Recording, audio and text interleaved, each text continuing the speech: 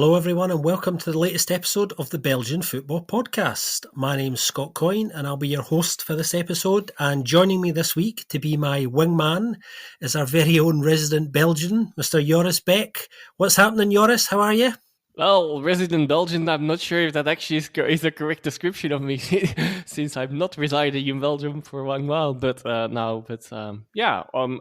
tired, but I'm actually feeling good as well still. So, how about you? I'm good. I think what we can say is that it's genetically correct, even if it's not geographically correct, and that will never change. Fair enough. Yes. So yeah, Joris is with me once again, everybody, to go over another really eventful week in Belgian football. And I thought what we would do this week, Joris, is mix it up a little bit. Normally, as listeners will know, we tend to start with covering the Pro League. And then we drop down to the Challenger Pro League. But this week, we're going to turn it on its head, Joris, and I thought we would begin with the Challenger Pro League this week, just to keep everybody off guard, but also because things have kind of reached a head there. And there's been a lot of Benny's news. not there for 2 weeks, and yeah, it's not his podcast anymore now. That's right. Yeah. I mean, he's not been sacked. Everybody. Ben will return. We can say that much. We can definitely say that much with certainty. Let's start with the Challenger this week, Joris, because as I was saying, things have reached a head. We now know the answer to 4 of the 5 big questions. We know who's going up. We know who's going down. We just don't know the outcome of the playoffs yet. So the final round of regular fixtures this weekend saw champions Beerschot lose 1-0 at home to Patro Eisden. A lot more on them shortly. A lot of news coming out of there this week. RFC Liège narrowly missing out in the playoffs. They won 5-0 at home to Young Genk. Frank Baran lost 3-0 at home to Dender, who've had a lot of good news this week, and we'll be talking about them shortly. Lommel won 3-1 at home against Beveren. Oostende managed to finally see off the relegation threat and maintain their CPL status for the moment by beating SL16 2-1. Sarang lost 2-1 at home to Denza, and Zulte Waregem won 4-1 against Liers. So we now know, Joris, we know Beerschot are champions. They are promoted. We touched on this last week. Also promoted is Dender. Which we thought would happen. It was the most likely to happen last week. There wasn't as much drama as we were maybe hoping there would be in this final round of fixtures, but they've done it. They've got over the line. Dender are the second side to be promoted.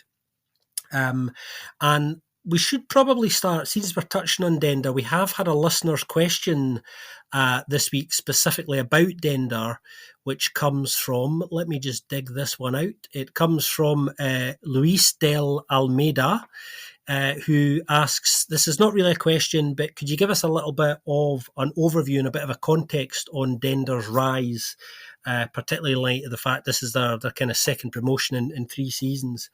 This is quite an interesting one. We will talk a lot more about Dender on our pre-season preview, which everyone looks forward to. We'll cover them in a lot more detail, particularly maybe the ingoings and outgoings and some of the squad details there and perhaps what to expect of them. But in terms of where they are at the moment, this is a bit of a surprise. Probably as much of a surprise to them as it is to us, really. I'm sure you'd agree with that, Joris. Dender, not an old club. Formed in 1935, so they're less than 100 years old. They've only been in the Pro League twice.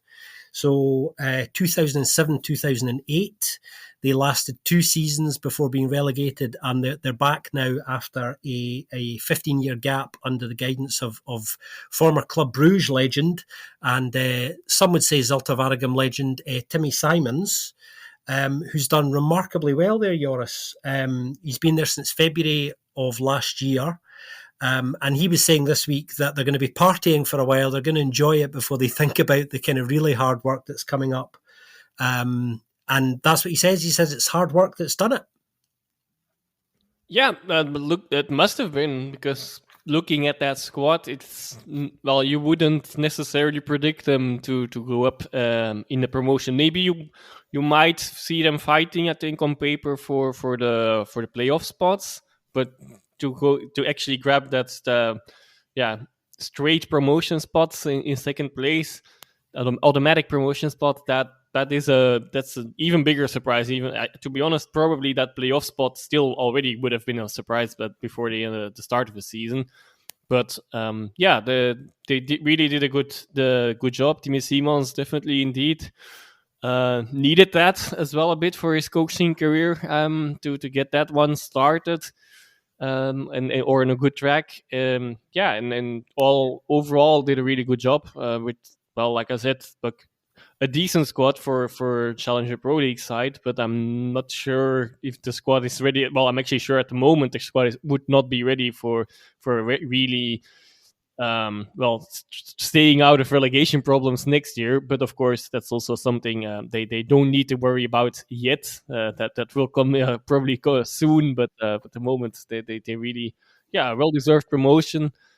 There's also a lot of maybe a little bit demeaning comments from other sides in the pro league already about them, which I feel like are and also of other fans from other clubs as well, which I feel are not really in place. Okay, I said myself already as well.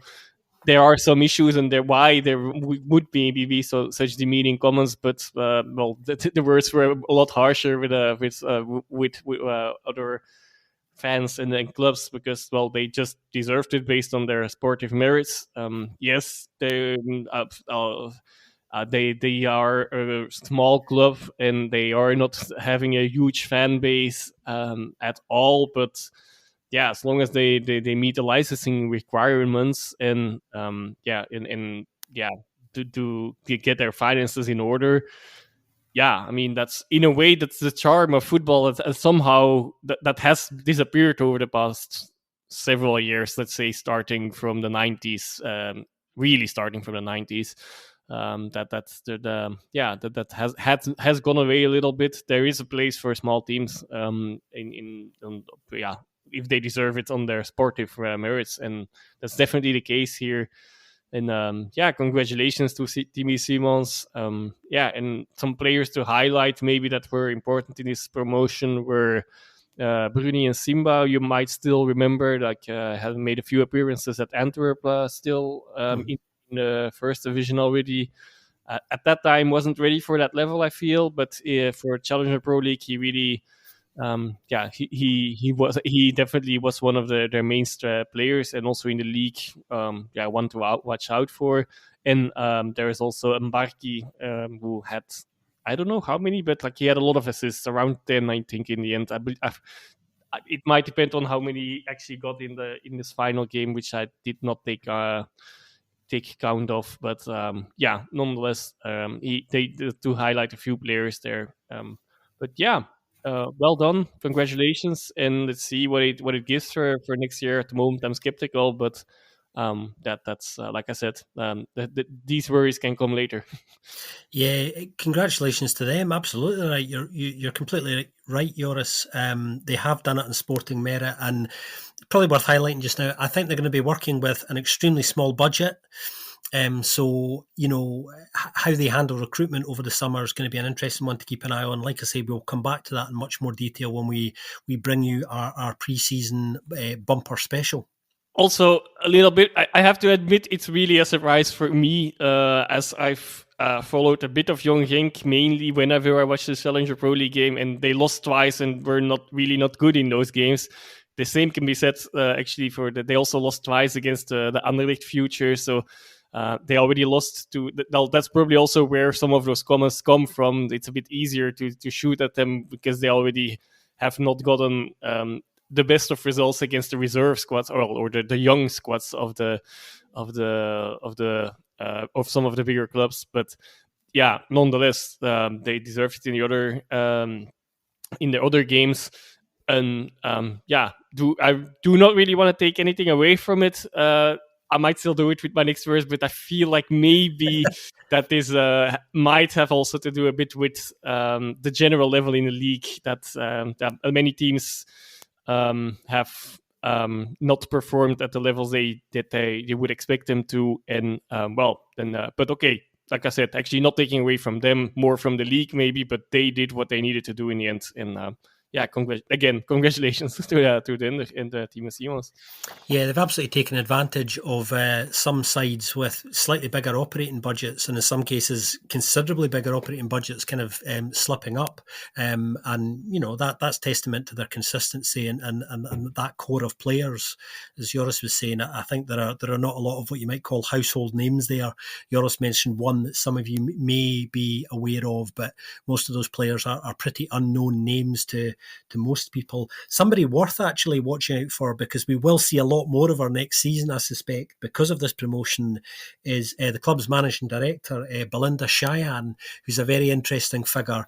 I'm sure we'll see a lot more of her next season, both on television and possibly even on the podcast circuit. Who knows? While we're on the Challenger, Joris, it's not done yet. As I was saying, the playoffs are about to start imminently. We know now that Denza are going to be playing Patro Eisden, and Lommel are going to be playing Zolta in what is quite a big hitting fixture. The winners of those two ties will obviously play each other to decide who goes on to play the side that finishes third bottom, which at the moment is looking pretty certain to be Molenbeek unless something pretty extraordinary happens. Just amazing, really, that we've reached a point where we felt we knew most of the answers, but some of the news coming out of the Challenger Pro League in the last few days is thrown some of that into doubt, which we can go into now for everybody. Over the last few days, we've found out the outcome of the FA's licensing commissions. All of the Pro League sides have passed. No license issues there. Licenses granted. A number of Challenger Pro League clubs do have a problem at the moment, though. Frank Moran have been refused a licence at first pass. I think this is due to issues with unpaid tax and social security. So this one could be addressed quickly, perhaps at a second pass. Oostend at the moment also have been told no. We know that they have really reduced their debt, Joris. There is still some, but I think it's more to do probably with the ownership issue.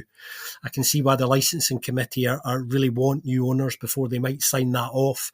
There is an English consortium deep in discussions at the moment, so we'll see if anything comes of that over the next 6 weeks while the administrators still got a mandate. But the big story this week is surrounding Patro Eisden. Patro Eisden have been refused a licence for the Challenger Pro League, the Pro League, should they be promoted, and also the First National, based on the fact they effectively submitted a completely empty dossier, which is just bizarre. It really is bizarre. A lot of people are a bit angry about this, which I can understand. We've got a situation, Joris, where they can appeal this decision by, I think, the end of this week. And if they do, they will be allowed to take part in the playoffs.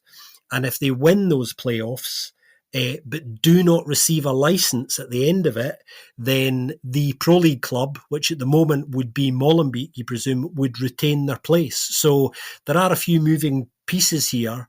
It's kind of crazy, I think. What do you make of this news this week, Joris? It's gathering pace a little bit.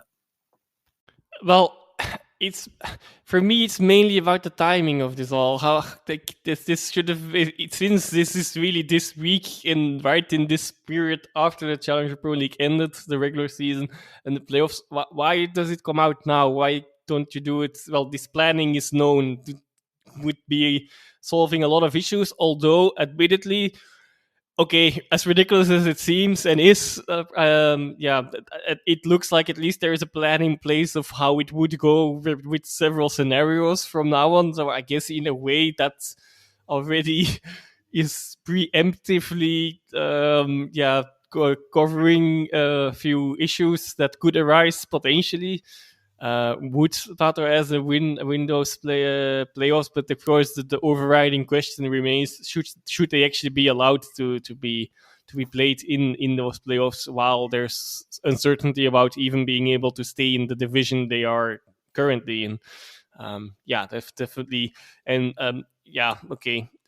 this is ridiculous. Not much more to add to that, I guess. In a way, you should now hope that they actually go out quickly, but then on the other hand, what about RFC Liège, who would could take their place based on as the next team in the ranking if Patro Eisden would be not allowed to take part in these playoffs. Yeah, that still, I mean, I can imagine the people over there are not happy, and yeah, we can also only hope that they don't really go more into legal action. Yeah, which you kind of can't really blame them for, even if they would still decide to do so.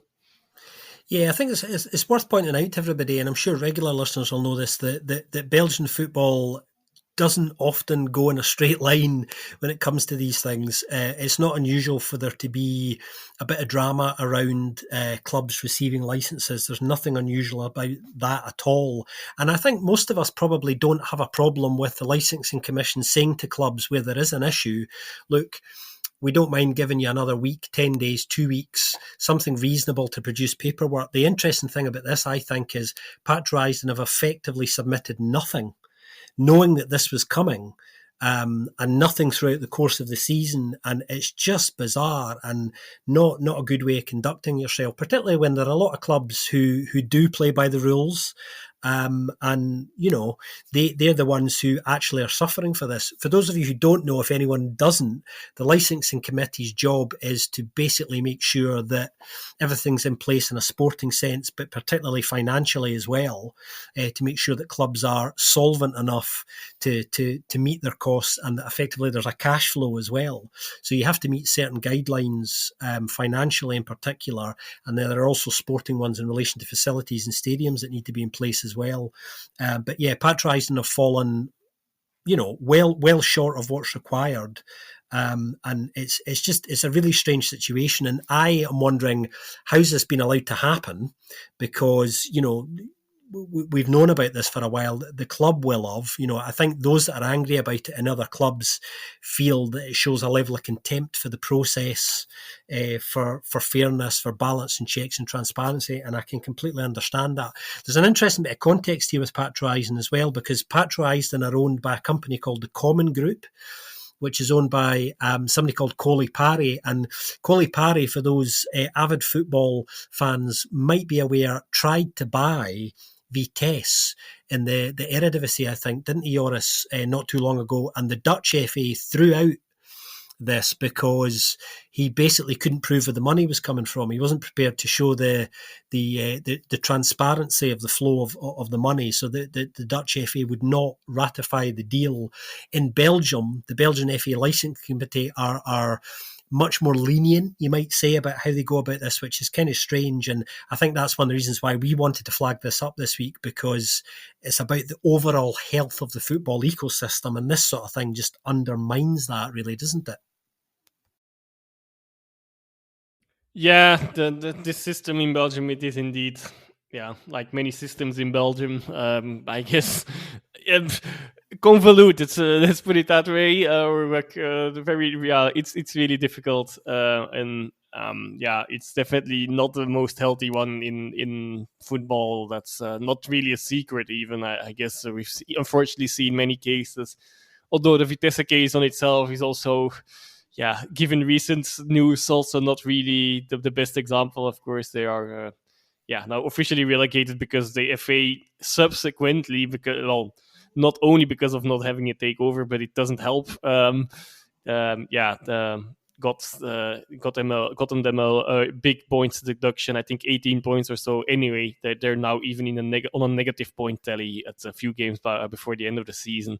But okay, that's a side note in this. But yeah, the system, in Belgium, it's not the best. Let's put it mildly. And there's many things that could change, and a bit more transparency and and timeliness indeed could be of the essence here to to change that. Yep, you heard it here first, and you heard it direct from a Belgian as well, which is even better. Yeah, it's just you know, before we move on, it's just a really strange one that a club would submit effectively an empty dossier. And you would hope there would be some consequences here, whether that's here's a deadline for a second pass at submitting this, which is very short, or you don't receive it. It just seems odd. But I strongly suspect that appeal will go in this week, and that will allow them to take part in these playoffs. And we'll see what happens, but we'll definitely come back to this, and we will keep you updated on everything happening with that, because it is a developing story over the last few days as well. Great. That's just about it for the Challenger Pro League this week, Joris.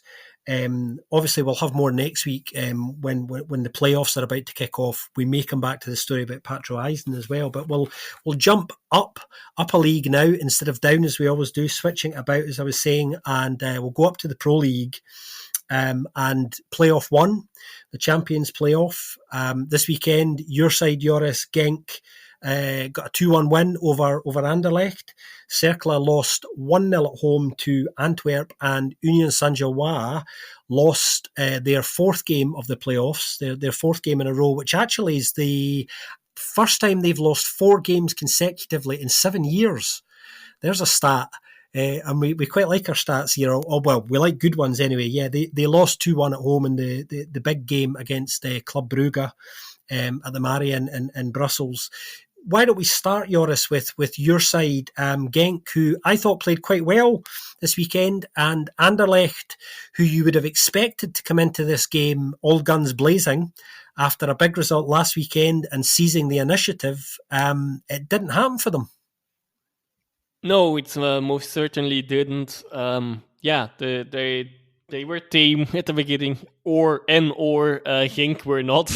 they were very intense, like they have been all over the playoffs so far, which is also basically what you can say about it. Together with the system change, the intensity change is there as well, which you also still feel by the end of the game as well. Though, like at some point they burn out a little, and it's a risky moment in time for a Genk fan at that time. But for most part of the game, and actually it looks like, as far as I could see, that it actually is moving in the right direction. Like it comes a little later in the game now that they burn out. But the main thing, of course, is also they're still, despite their good run, they're still very inefficient, and they should try to, in this good spell, in this highly intensive spell, to get a decent lead to kill the game in these moments. And so far that doesn't happen. We saw it last week against Cercle, where they actually cost them 2 points.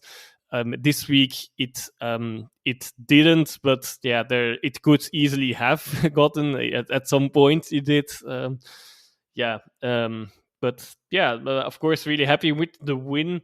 What can we say else? Fadera was a bit of a half surprise that he replaced Kayembe in this lineup. Bit of a daring choice of Franke, the more attacking choice. Putting Fadera, who has played there in that position at Zulte Waregem, but it was not his main position, instead of Sobol, who actually would fit that system and that position as well, but would be he's more a defender, of course, so he would be more, it would have been a bit more defensive choice. Also Fadera, I guess you could say that for both those players, but if you need to make it, it's a toss up a little bit. They haven't played that much lately because of either injuries or Kayembe just being the in front of Sobol in the pecking order. But definitely worth mentioning. Shout out in the media. It has been he has been shouted out at a lot as well this week specifically. But since we also didn't do it yet as much, El Ouadi we really had another really excellent great game as well. And it's the system really fits him well, and it's a testament to his performances that Daniel Munoz is actually not that much missed. Of course, at the moment, this is very much a playoff thing. Maybe towards the back end of the regular season a little bit as well, but that was before the system change, which really just suits him, and not only him, a lot of the team really well. we're really, really happy with that. Yeah, Anderlecht, we both said it already. We're not ready for this game. It seems, and when just in general, when the intensity goes higher, it seems they are really struggling. Of course, any squad would, but they're also not ready to fight in that intensity as much. And then it took them, well, the first half they were nowhere. Second half it got on a little bit better, partially because indeed Genk slowly burning out a little bit, but nonetheless, yeah, they were not great. Almost there was another amazing goal from Amuso against Genk this season. On the other hand, that was this one moment in the game. Luckily, this time it went in contrary to in the regular season. It didn't go in, but it landed on the post. Yeah, Dreyer on their hands did do what he does best. Yeah, but which was not being part of a high intensity game, to be honest, by the way. But the thing he does best is still shooting from distance and scoring. He did that last season against Genk as well, in a game where it didn't matter as much because Genk won that game comfortably at that point. But now it could have been really decisive, for, at least for Genk's title hopes. I guess you still can. I don't think there's a chance, but hopes. Yeah, definitely some things to be said about what we about something we didn't mention yet is, of course, yeah, the phase in the game in the end, the penalty.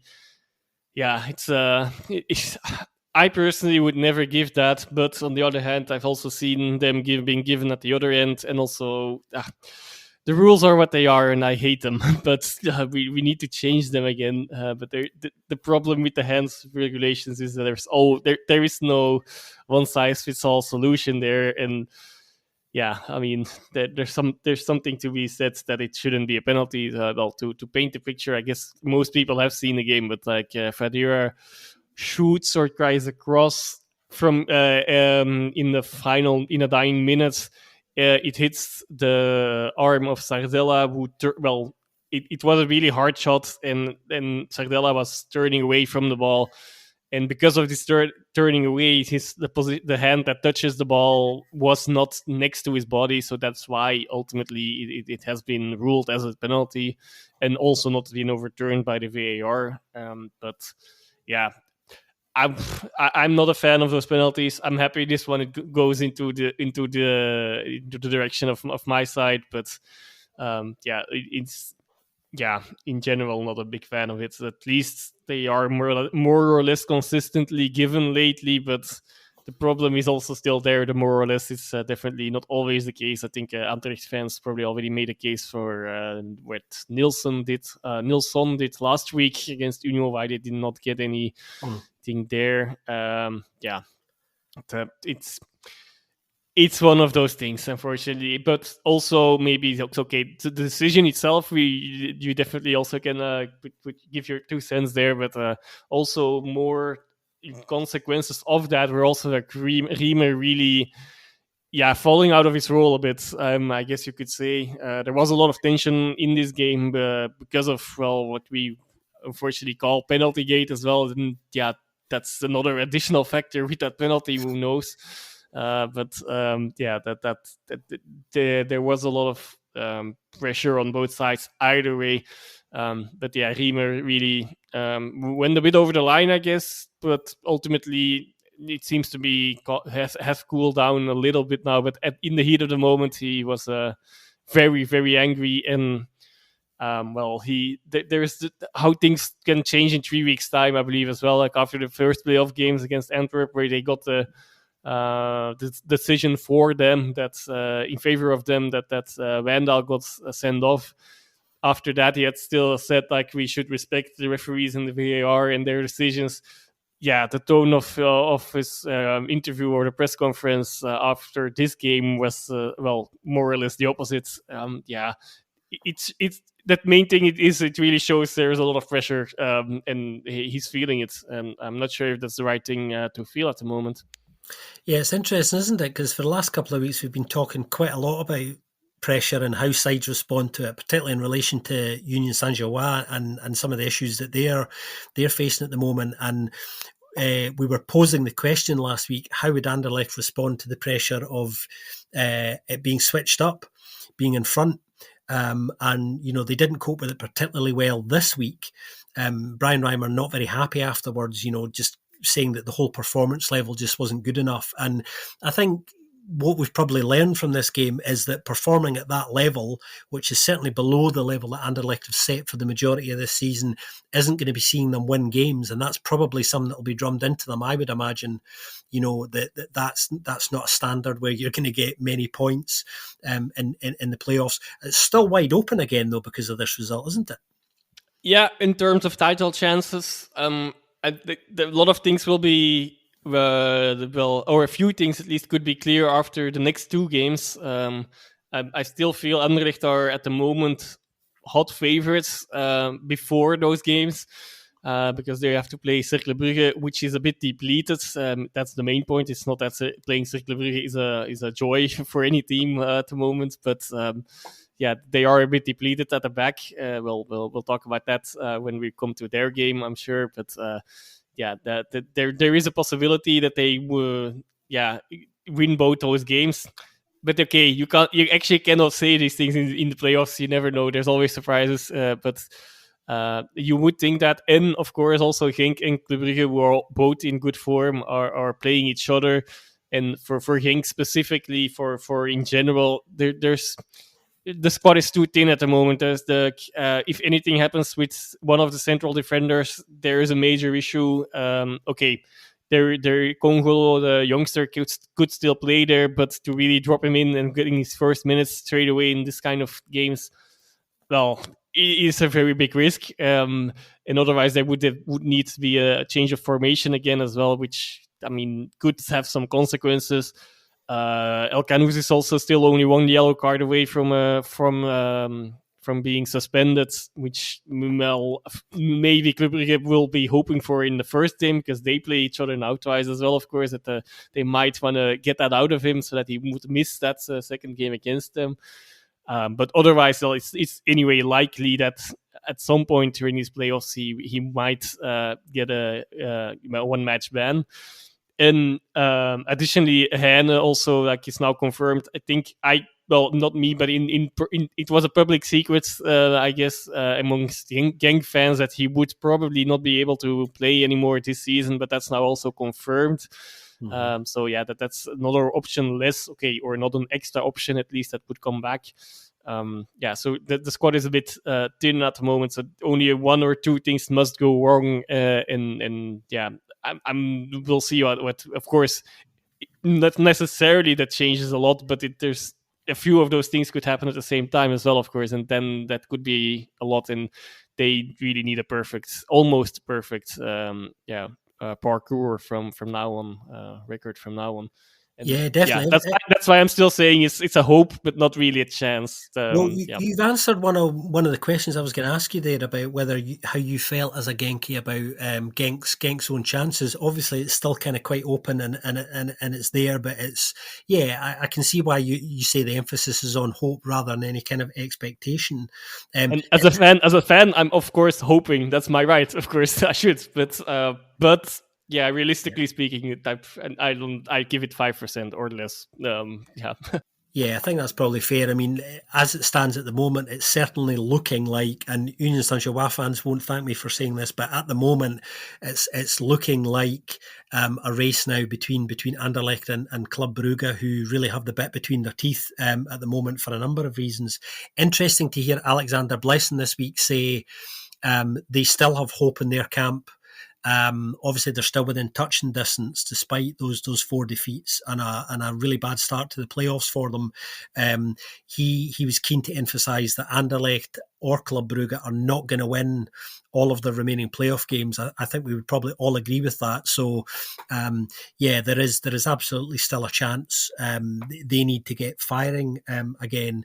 Speaking of the other games in this playoff. Yeah. Well, I'll just also really quickly go to Anderlecht chances as well, since I went to Genk's. Of course, I have a better view of Genk's ones, but on Anderlecht, they lost 2 away games. arguably the two away games are against the teams that are in their main forms, which of course you don't want to lose them, but they're also already behind them. So that's also another reason why I would, more or less place my bet at the moment on Anderlecht, because they so far, despite the level of play not really being so convincing, they have won their home games, and that might be enough depending on other results. But if they win all their home games, and hopefully for them they have grabbed some points away from home as well. Like I said, with arguably at the moment two of the most difficult away games. Of course, they still have to go away to Union as well. That is also still a really important game.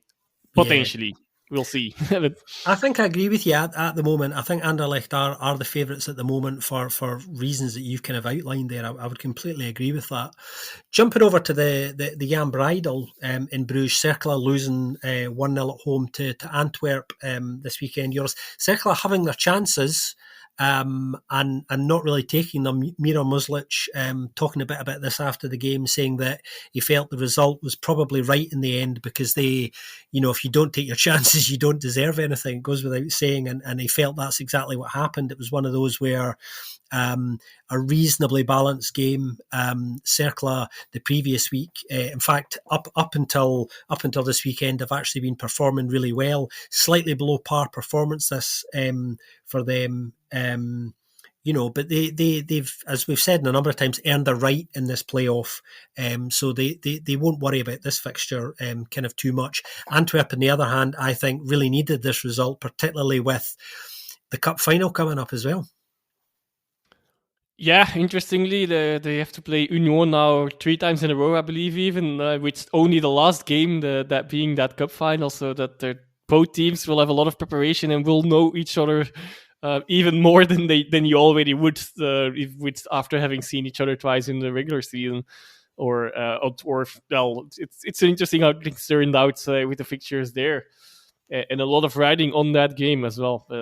That final game, all of them for both sides, but for Okay, but let's go back to Cercle Brugge Antwerp to let's not get carried away too much yet. For Cercle, they at least got the award, I think, on almost unanimously for the vote for the best shirt of the season with that retro shirt they gotten. Really nice that the sponsors also cooperated with them, or at least let them do these changes. Really, if you haven't seen it yet, just definitely go check it out. I'm sure we will post it again on our socials as well, or you can already find it there also. Or you could even, I think they've been, not only can you buy it in the club shop, I think they were auctioning the kits from this weekend as well, Even which better. was really nice. It's just unfortunate, of course, as well, that, it did make me smile slightly in that ironic way that, you have an occasion like your 125th anniversary, you wear that fantastic retro kit and you lose the game. yeah, and it's the first loss they have in these playoffs at that as well. Okay, I don't think they mind too much, but it's still a little bit of a party that has been spoiled by Antwerp. And like I said, the Cercle Brugge have a bit more worries for the games ahead, especially the first game against Anderlecht. With both Utkus and Thaland out, so actually not both, because also Popovic is still suspended. So they're really missing a lot of their central defense options. That doesn't mean that it's going to be a walkover for Anderlecht, but the Cercle Brugge will have to adapt their formation or the way they play a little bit. We actually know they won't do that too much, but some people might have to play in a different way than they are used to. Let's say it. I guess that's the most likely scenario. Also a bit sad for Warleson that it was a mistake for the goal. Of course, you can't blame him because he actually also had a few really good saves in the game. Antwerp did also have their own chances and deserved the victory in the end. Could have been actually this game. It's a little bit of a surprise that this game only ended at 1-0 for either side. Unfortunately for him, that was a bit of a howler for that Ejuke goal. At the first post, not too hard of a shot between his legs. Yeah, I think he knows best that he could have done better there. But yeah, I mean, he's the last Cercle Brugge player to blame anything in this season. Just again, a bit unfortunate that it happened in this game, the celebratory game. But yeah, and for Antwerp, that was then also their first goal in these playoffs, which was an efficient goal because that's also their first 3 points. Subsequently, first points in general. They also didn't get a draw yet, and they are really a bit of a bogey team for Cercle Brugge. They've only lost once in the last 14 games against Cercle. So definitely. They are continuing that streak, and they needed that. Also, still for in these playoffs, I guess to not really to go really behind and still have a fighting chance. They are anyway a little bit behind the top 4 now, but there's still a fighting chance dependent on other results, of course. But still, they might still come back. Probably not for the title, actually, for sure. I would say not for the title, but for a European place. Based on the league position, they might, of course, grab that in the cup as well. Yeah, I'm sure Antwerp's focus will now be on the cup final. As you were saying, they are set to play Union Saint-Gilloise 3 times within the next 15 days, I think it is, including that cup final as well. So, yeah, lots of they're going to become sick of the sight of each other. I think because of the vagrancies of the fixture calendar. Amazing, really. The other Bruges club, Club Brugge, 2-1 win in Brussels in the big game this weekend, Joris against Union Saint-Gilloise. This follows a brilliant result, of course, in Greece. They go to Greece, they win, and they win well. They are the first Belgian side since 1993 to make a European semi-final. Last team to do it was Antwerp. Nice little round circle there to the club we were just talking about. Yeah, fantastic result for them, and very exciting for all of us. Great for the coefficient, great for Belgian football generally. The downside is they've got a tough task ahead. They will play Fiorentina in that semi-final, and we wish them well. It's going to be really interesting how that factors into how Nicky Hyen manages that squad now, because they've got themselves into a brilliant position really in the playoffs after this win, Joris. Yeah, definitely. Okay, also need to correct ourselves quickly, because there's one game day between the 2 fixtures against Antwerp, between Antwerp and Union before the cup final. That my mistake, but here that's corrected. It's still in a very short amount of time. But yeah, on Club Brugge, and of course, indeed, we need to talk about that semi-final. I mean, I see some people a bit, in a way, a bit taking away a bit from it since the opponents they had, but still, you need to get there. So there is nothing to take away from. I think, really a job well done in the Conference League. A little bit unexpected after I guess until recently.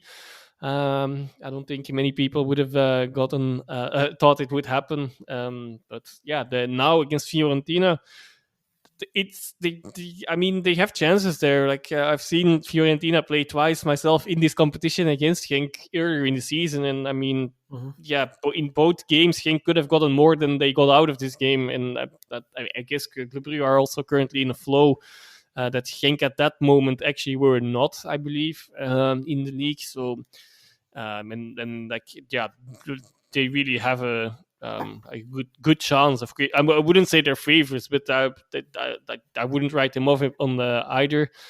The main thing is of course what will it do for their title chances themselves as well. That's one reason already to before going into this game by the way. But why I also have a little bit of doubts, regardless of how it comes, everything pans out, how it goes.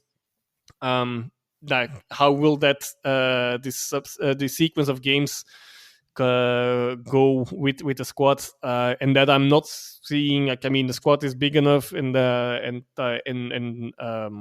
good enough as well, but it's more about the mental front there. Either way it goes, of course, if they qualify, then there might be some too much focus on that, or there might be a bit too much on a high that could make them vulnerable to be taken down. Of course, this could go also the other way. And also, on the other hand, if they would lose these ties, then yeah, well, would that hamper their confidence in the league as well? Yeah, it's really, you can't really predict that at the moment, but and like I said, it actually could go both ways here. It's swing both ways here, but yeah, it is an additional factor that could derail them, but also lift them up higher. That's the thing. But all in all, of course, it's a really good thing, and congratulations to you for reaching that final. And yeah, good luck against Fiorentina as well. But these good wishes are best wishes are only for in a couple of weeks' time as well. But Yeah, as I was saying, it's very exciting for kind of all of us and for all Belgian football fans, including those non-Club Brugge supporters as well. It's something that should be celebrated, and hopefully they can go a step further. We'll keep all of our fingers and toes crossed for them. Club Brugge certainly on the march at the moment, and their confidence growing. While we're still on this game, obviously, we've already mentioned that it was Union's fourth straight defeat. And their first time they've had 4 defeats in 7 years. We did see the first goal in this game, Joris. Some, I think, still feel it's slightly controversial, the nature of the goal. I felt at the time, as comical as it was, that it was absolutely fine. Vettelson is 2 meters, something like that, possibly slightly further away from Maurice, and there's no way that you can really claim that he's impeding his ability to release the ball. Not liking to single out individual players, but I think it would be fair to say that Anthony Maurice has had a pretty rough few weeks since the playoffs started. Some really unfortunate moments for him. I found it interesting that Alexander Blesson, while asked about it post-match, didn't want to talk about it at all, which I can completely understand. Some managers probably would have already dropped a goalkeeper in this situation before now, but this is Belgian football and we're in the playoffs now, and that makes a decision like that, a big call like that, even trickier. I really kind of felt sorry for him. Part of it was unintentionally comedic, of course, but a really painful one. And even his own coach afterwards saying that he disagreed with a lot of his own players who felt that it should have been ruled out for impeding Maurice. Which it usually is in these cases. 99 times out of 100, these decisions are given against the attacker. But yeah, I don't think there was anything wrong with this one, bizarrely. And yeah, how are you feeling about Anthony Maurice this week, Joris? Well, like I always felt, I think I've always said that, like, I'm not the biggest fan of him. I've seen him long enough in the league, and even in lower leagues, I believe that's like, yeah. That his general level is not necessarily at where it should be, and also a reason why he might not have been changed. The few times I've seen his replacement Lindner play, he was also not entirely convincing. Yeah, so I think they will be looking either way, whether for a first keeper or a substitute keeper. They will be on the lookout for a new goalkeeper for next season. I in my mind, I think Lindner is also only on a loan there, so that simplifies that of course a little bit as well. It's not a hot take, but still, he's a mediocre keeper. He did up his level, so I'll still give it to that. But at crucial times, it unfortunately seems to show more often than not lately that he's not necessarily the goalkeeper to sustain this kind of pressure of these playoffs. I guess, of course, it's also incredibly unlucky. Like, even you see it relatively often, like that goalkeepers hit the attacker, and then they get lucky because the ball rolls out in a not in, rolls out just that it caramboles into the that's not an English word, is it? But okay, that it hit that it goes into the goal, You know ends what up you in the mean. goal mouth. Yeah, that it ends up in the goal mouth. Yeah, that's too bad. That really doesn't happen so often. It was a very confusing phase, for sure. But yeah, of course, the main thing is, of course, they are really, it's one efficiency thing is that at the back, and specifically Maurice costing them points.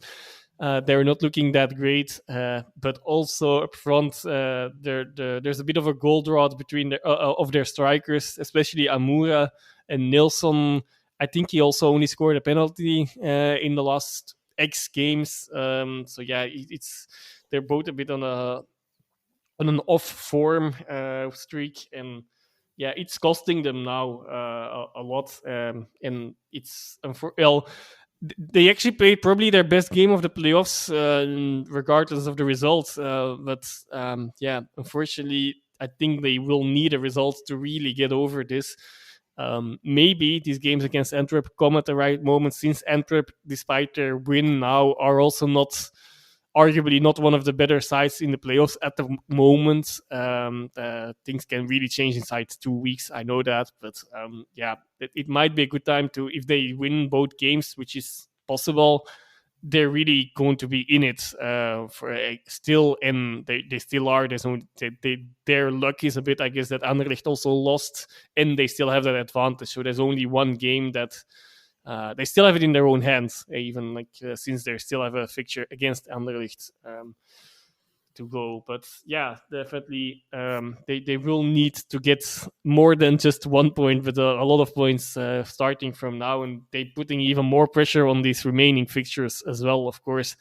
And there's then also that cup final, which yeah is actually really important for the division of the European tickets, not only for them but for the whole playoffs spots, but all the playoff spots and the assignment of the European tickets.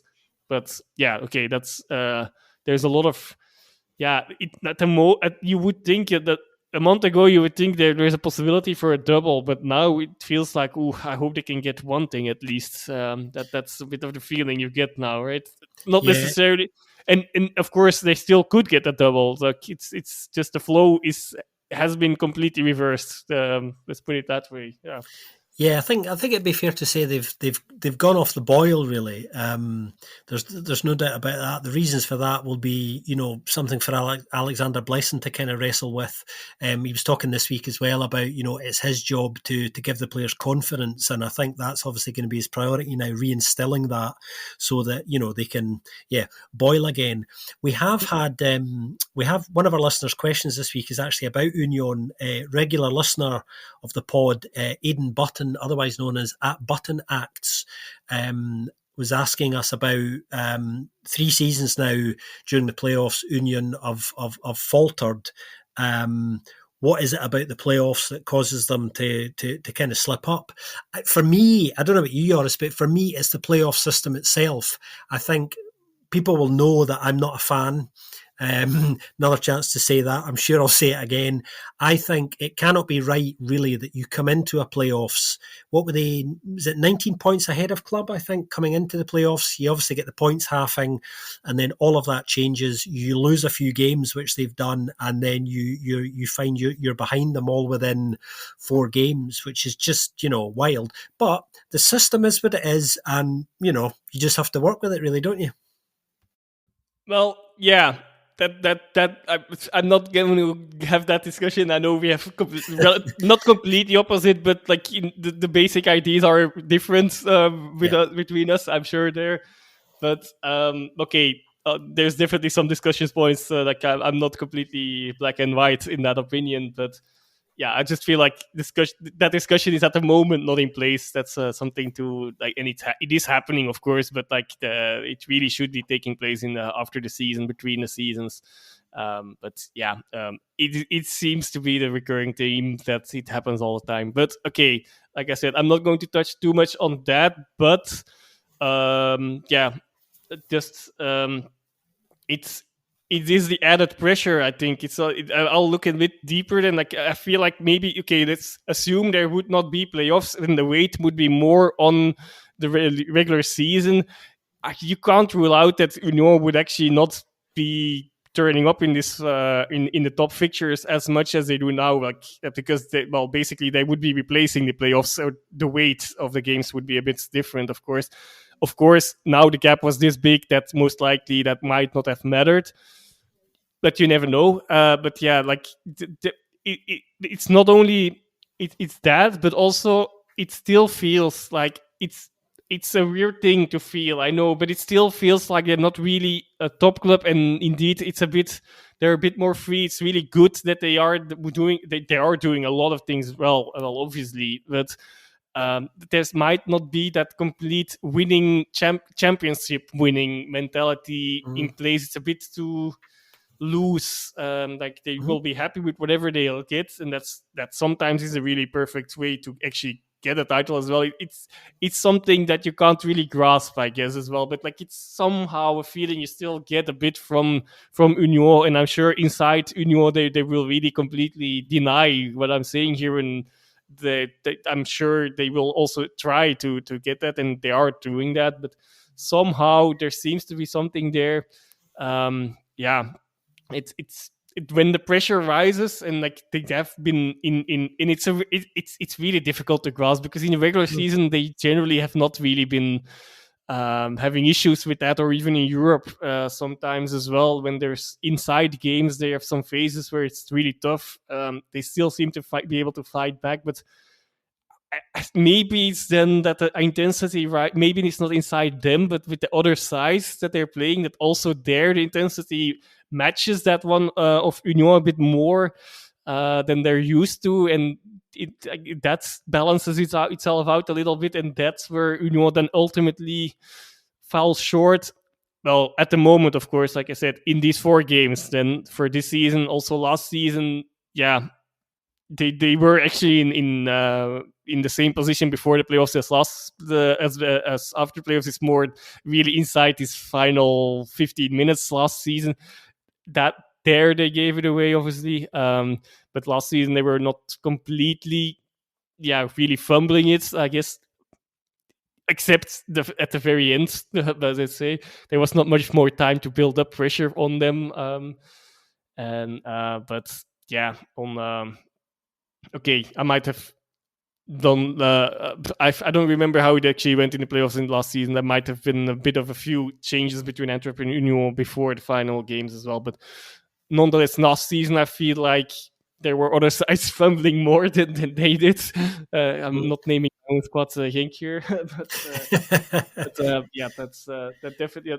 It's difficult to grasp, but like there seems to be something about the club still, like, and I don't know. They will get there, I'm sure, but like they really need maybe that cup win. If they would get that could maybe be a boost really to also get back on track on the league as well. Of course, they need to get back on track before the cup final. Otherwise, the league is also not going to be theirs this season, unfortunately.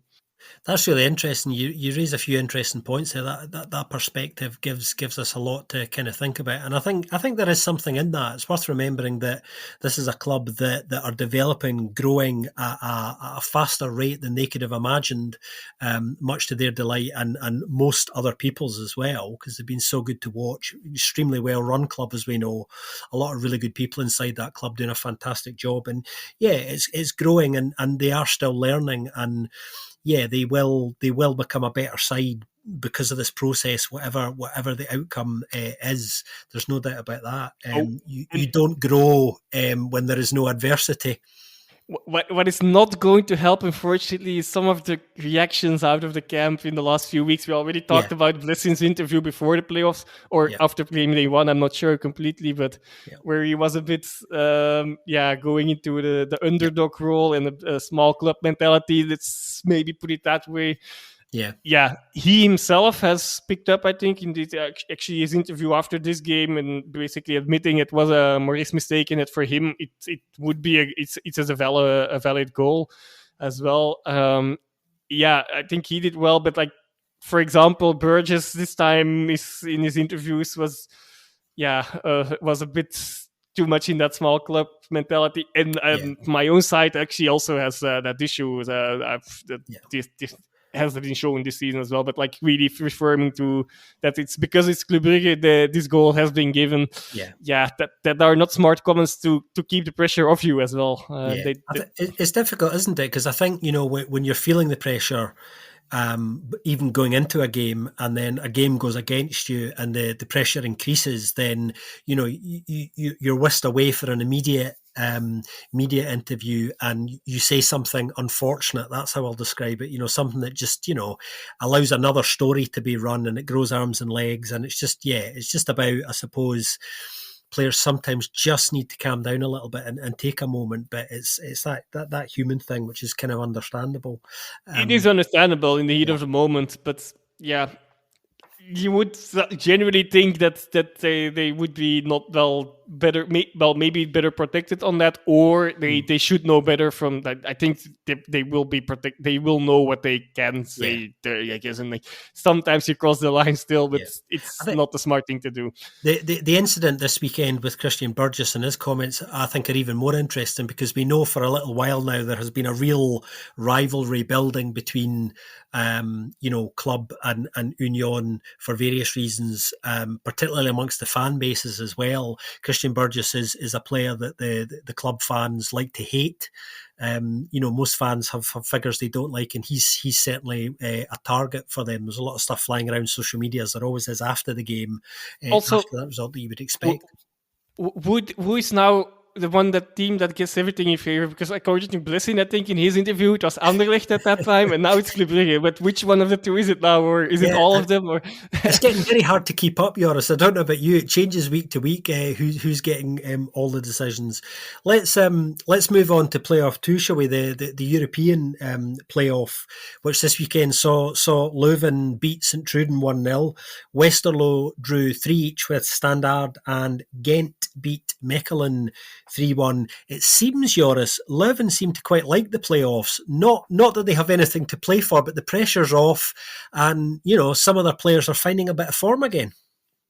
Yes, they have spoiled a few parties over the past couple of weeks. Indeed, last week it was Ghent. Then this week now they ruined definitely. Well, for Ghent they recover, and they might be. Well, we'll talk about that in a while, but they might not be damaged too much with it. But Sint-Truiden probably lost their chances of getting back into these playoffs and trying to get that first spot by losing here.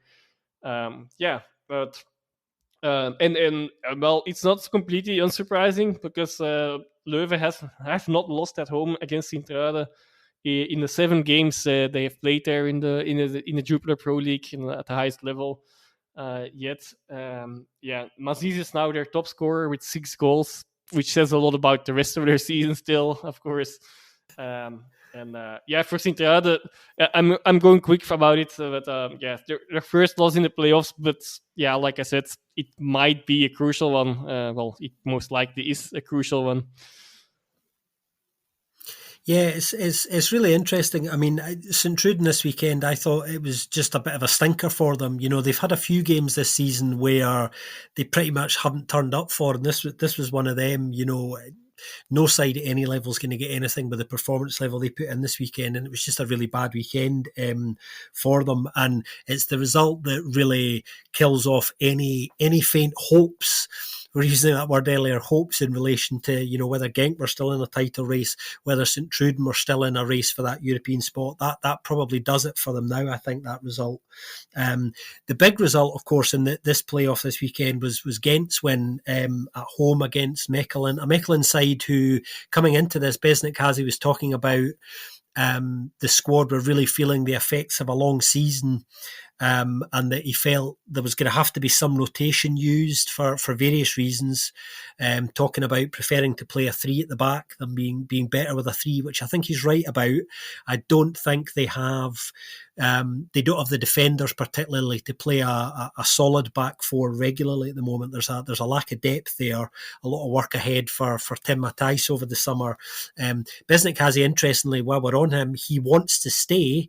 That's not been done yet. He's very much thrown down the gauntlet to Frank Lagaste and Tim Matthijs and said, look, I've done my bit. You guys need to kind of step up, show some ambition and do yours. So I think he's really waiting to see what noises and what mood comes out of the club before he does finally commit. But decent performance from Ghent, took their chances, and Mechelen didn't really create very much this weekend, Joris. No, indeed, nothing much to add there. This very deserved win for Ghent. I would still say there's a small chance that Mechelen get back into it, but they really need to win that return game now. And of course, that's on itself would not be enough. They don't have it in their own hands anymore since this game. But it's looking very likely that Ghent will again take their favorite position of winning the playoff, the second playoff tier. Gandelman again at it. That's also maybe something worth mentioning. Of course, 8 goals in his last 5 games. That is, of course, 4 of them were in one game, but nonetheless, still impressive. Where have we seen that indeed from a Ghent player? Brown also got an incredible snooker goal. I'd like to call it where the shot deflected twice on 2 different Mechelen players, and then it didn't go in. Luckily for they just managed to get it cleared. That's definitely that. And also worth mentioning, if I know not everyone is really paying much attention to this kind of playoffs, and I understand that, but if you get a chance, it might be worth watching the third goal from Ghent again from Hong. There was a nice team attack, and the finish itself was also not too shabby. It was indeed. You used the word shabby there, which gives me a lovely segue into Westerlo and Standard, which finished 3 each. I will let listeners guess which side I might be referring to as being a bit shabby. A side that I don't know, their game management is certainly in question because they threw away the points, really. Yes, again, second week in a row that they go to give away a 2 goals lead as well. That is talking about Westerlo here. And they are also still winless in these playoffs. Well, if you give goals away like this, that indeed happens. Although, to be honest, the same can be said about the other side. They didn't give away a 2-goal lead this time. They did last week as well, though. This time they were the team coming back. But the end result was twice 3-3. So that's, like I said last week, entertainment has come to Liège or to Standard. Maybe at the right time, because their fans, maybe the most noteworthy thing about this game is the fan protests from the Standard fans. Only coming in after 12 minutes of silence, symbolically, and then also enrolling some banners and then actually stopping the game because of some pyro as well. But and this entertainment, I would even pinpoint to 2 players. Life is who basically gave away 2 goals on his own, or at least a goal and a penalty that then ultimately went in, but then equalized. To be fair to him, and Bolats, they also did not have the best of games at the other end. Hence the scoreline of 3-3. Yeah, a bit of a wild one this, but certainly plenty of entertainment in it. Um, let's drop down, shall we, to playoff three, the relegation playoff. This weekend we saw Kortrijk losing 4-2 at home to Yannick Ferreira's Molenbeek, and Charleroi got the points 1-0 against Eupen, which leaves Molenbeek now in a pretty strong position, Joris, as far as finishing third bottom and securing that playoff final position is kind of concerned. And there has been, to be fair, some kind of Ferreira bounce. That's 7 points out of 9 in his first 3 games. They're winning the games that matter at the moment to get them in that position. And things now for Eupen and Kortrijk looking really, really bleak. Yeah, especially for Eupen, but okay, let's talk about Kortrijk in Racing White Daring Molenbeek first. But Kortrijk, and also just a general overriding comment. We should have complained earlier. Last week we were complaining about that it's a bit of a drag to watch these games. They are tough watches, and well, actually, despite the scoreline in Charleroi Eupen, even there, that was a better game to watch than all the previous ones combined, I think. I will absolutely hold both hands, and Joris can verify that I'm holding both hands up here to say I did say last week, everybody, that I was finding the relegation playoffs hard going, but the quality was better this week. I'll give you that, guys. Exactly. I think you were completely right with that comment as well. For Kortrijk, I feel like they didn't play that bad, but still just wasting too many chances. Despite Davies getting his 7th goal in 10 games, in the last 10 games, and Ambrose also getting his first goal and first assist of the season. He's only coming to the fold really late into the season. I think it was his 4th game only still. That's how things could have gone maybe if he would have been. I think there were some fitness issues mainly there. That we'll never know. But yeah, I don't rule Kortrijk completely out based on this game yet. But that's mainly because of they face Molenbeek again. They really need to win that game. But even then, of course, there's a big chance that, Eupen feels like they might be losing every game coming. Might expect everyone else to win that game. So that gives only one game left where Molenbeek also would need to drop points, and Kortrijk would need the fixture against Charleroi. Then against the Charleroi, who by that time probably are completely safe. So they might also be a bit more easy to beat or to grab something from. They might be a bit less motivated. That's all speculation still, but I feel like there's still a slim chance that Kortrijk get back into it if they win that game, of course. The reverse fixture here. I can tell you somebody who will be very pleased to hear that is John Walters, otherwise known as @Euro Bluebird, who did ask us this week whether there was any hope for Kortrijk. And he did say in brackets, I suspect I know the answer. You've given John a nice tonic this week, Joris, because I wasn't expecting that answer. I don't think he did either, but I also feel like, it's a very slim chance, but there's always hope until the curtain falls. But I think you're right. I think this weekend will give us the answer, because we know this weekend's game was a must-win for them, but this coming weekend's return game against Molenbeek is absolutely. And you would think, to be honest, if they are going to do it, and if John is going to be a happy man at the end of the season, then they realistically are probably going to have to win their last 3.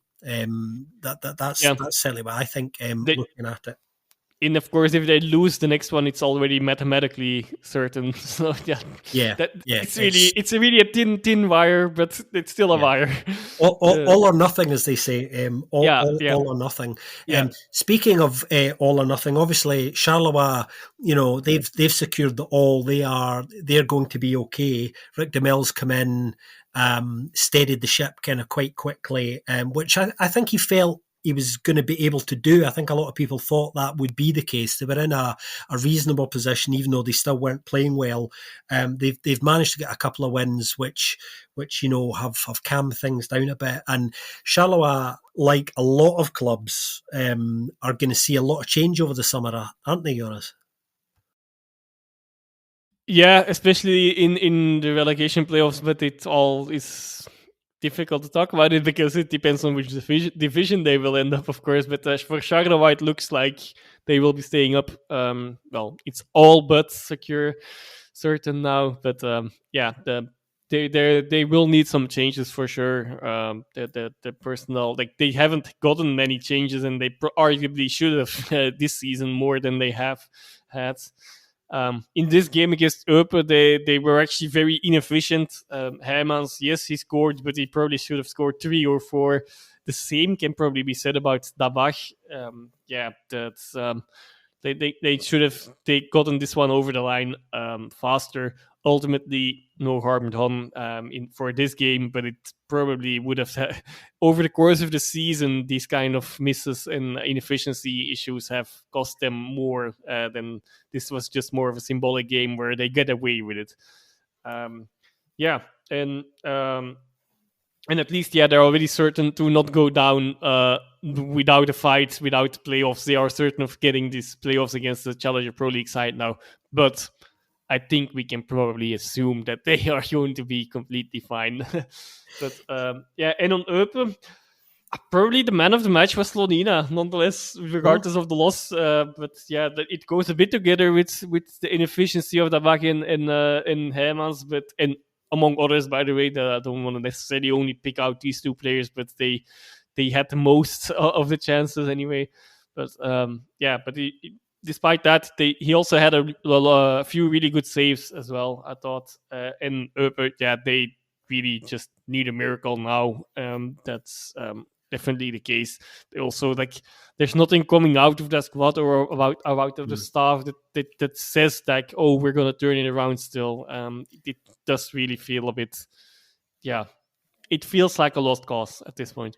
Yeah, I think that's a good way of describing it. I mean, I think if Eupen do go down, and it's certainly looking very, very, very likely indeed now that it will be a long time before they're able to climb back up to the Pro League, if at all, because of the way that the owners have been running the club now for a while. We will get the answers probably to some of these playoff 3 questions this weekend. That's for sure. We do have a couple of other listeners' questions which we should get to.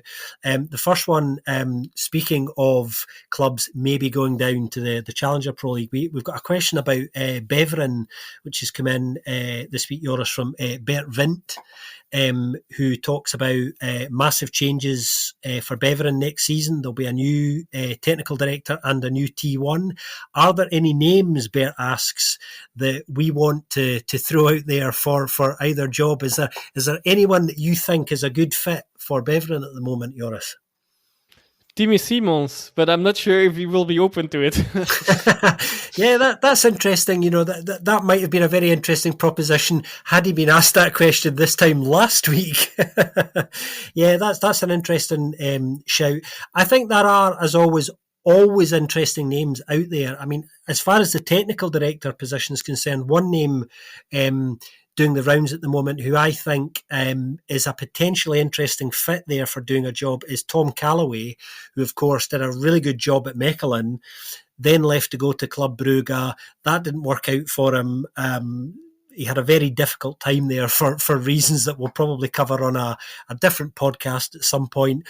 He then went to Zalta, of course, which seemed like a good fit in some ways, but actually Tom was kind of scapegoated, if you like, for some of the issues going on inside the club and them not getting results, which was a bit of an odd one, really.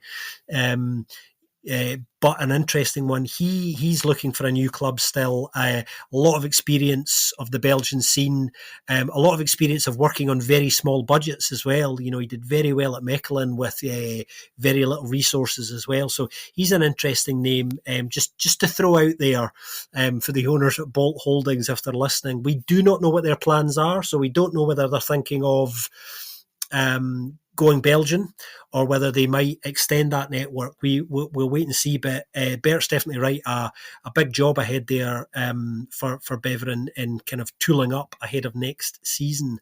The other question, Joris, is my favourite question this week.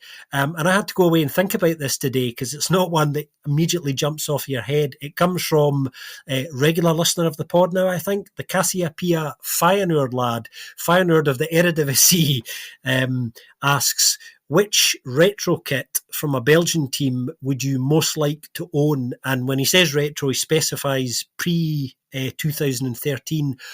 I've picked one out, and this is one I've always really, really liked. It's Cercle Bruges' home kit from 73-74. It's all white. It's got that broad green strip down the centre with what is now the old Cercle crest stamped hugely in the centre of the chest. It's an absolute wondrous kit, and I will, for those who haven't seen it, Cercle fans will know all about what I'm talking about, but for those who don't know it, I'll share it on the BFP's social media later on because it's a brilliant kit. Joris, do you know which kit you want to own, or do you want to come back to this one? I will have to come back to that one later. I'm also a bit less into this kind of things than you for sure, but nonetheless, I do like it as well. But it's not that I have something that springs my mind immediately at the moment. It's a great question, actually. I was saying it's my favourite one this week, and it's a good one for us to come back to, so we'll check in with you on that one next week. And if Ben's back with us, I'm sure Ben will have an answer because we know Ben loves his kits. Brilliant question, that one. So to be continued. I think that's just about it, Joris. We've covered our really another dramatic week, a big week for the Challenger Pro League as well. Thanks for joining me. Yeah, I'm happy to do so. Are you now going to go play on the PlayStation like Gaye did? That we didn't touch on yet, but after his scoring the first goal in Kortrijk, Molenbeek. That's right. Do you want to share that story with everybody for people who don't know what that is, Joris? Well, so yeah, Gaye scored his goal, and then for the goal celebration, he ran towards the fans, and I guess someone from the club handed him they must have premeditated this, the game, the PlayStation controller, and he acted like he was playing PlayStation. I think a bit different, but a bit reminiscent of Totte's famous selfie celebration in a Rome derby. Is it 10 years ago already? I guess by now, but ago. It was an odd thing to do in this kind of game and at 1-0, I think, but nonetheless, yeah, it was a funny goal celebration for sure.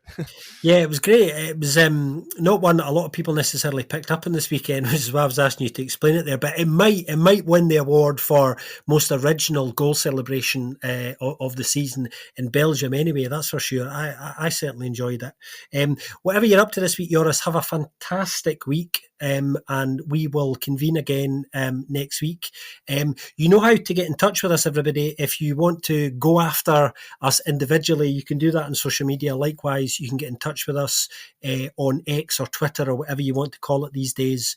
Do keep the listeners' questions coming. We absolutely love them. Give us some more for next week, and hopefully the full triumvirate will be back to tackle them for you. Likewise, if you really, really like what we do here at the BFP, then you can, of course, drop us a little contribution at our Buy Me a Coffee, which you can find on our social media links. That's just about it for this week. Have a great week, everybody, and we will speak to you next week on another episode of the Belgian Football Podcast.